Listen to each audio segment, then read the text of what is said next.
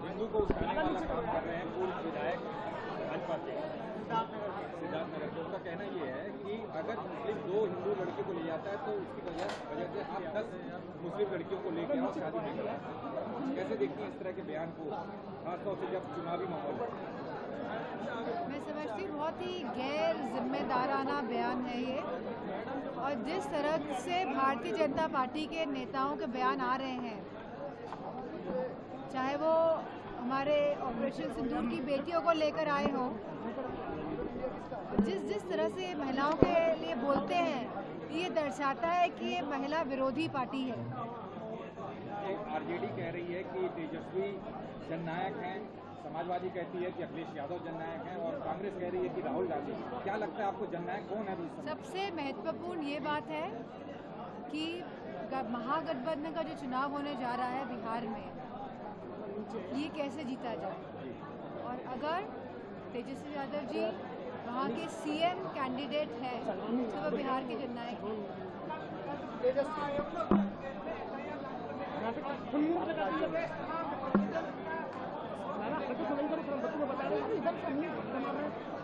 हमारा रुख यही रहेगा कि जो एसआईआर, क्योंकि हम रोक तो सकते नहीं हैं, एसआईआर बिहार में भी लागू हुआ, और उस समय लागू हुआ जब चुनाव थे एसआईआर बिहार में, जब उस समय लागू कर दिया, तो अभी तो बहुत समय है हमारे पास, तो एसआईआर लागू होता है तो ये अब संगठन की और पार्टी की जिम्मेदारी है कि ज़्यादा से ज़्यादा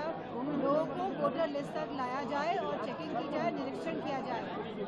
हम एसआईआर को लेकर के घोषणा कर दी है। एसआईआर को लेकर के कल्याण सिंह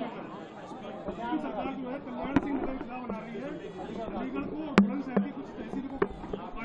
क्या प्रतिक्रिया? नहीं, अगर बना रही है तो उत्तर प्रदेश सरकार बनाए, लेकिन साथ में जो युवा नौजवान जो बेरोजगार हैं, जो पिछड़े समाज के हैं, जो ओबीसी समाज के हैं, उनको नौकरियों में भी उनका हक, सम्मान और अधिकार देने का काम करे उत्तर प्रदेश की सरकार। मैडम, महागठबंधन का इस बार जो बिहार में चुनाव हो रहा है, महागठबंधन वर्सेस एनडीए, क्या लगता है कि कुछ नेता ऐसा कह रहे हैं कि उनका चुनाव चुनाव आयोग से भी हमको लड़ना पड़ेगा? किस तरह से ऐसे बयान देखिएगा? लगातार पिछले कुछ चुनावों में देखने को मिला है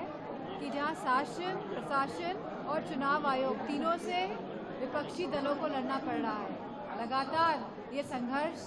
पिछले 3-4 बार से हो रहा है, और कहीं ना कहीं ये देश के डेमोक्रेटिक सेटअप पे भी एक सवाल उठाता है। आप स्टार प्रचारक हैं, समाजवादी पार्टी से बिहार जा रही हैं, क्या लगता है कौन से मुद्दे होंगे बिहार चुनाव को जो प्रभावित करेंगे? युवाओं का मुद्दा सबसे अहम मुद्दा है, और महिला सुरक्षा का मुद्दा।